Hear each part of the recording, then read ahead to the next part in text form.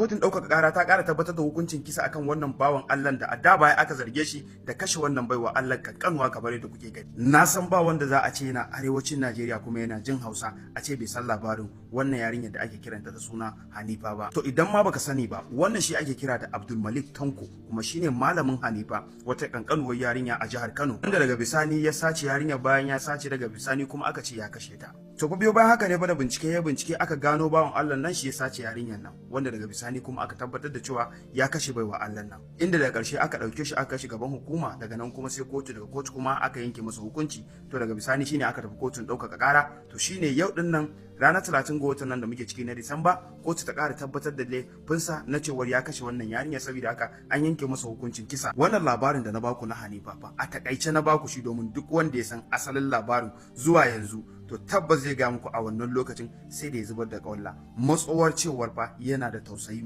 To a ƙarshe dai Ubangiji Allah ya ci gaba da shiga tsakanin nagari da mugu. Amin ya hayyu ya qayyum.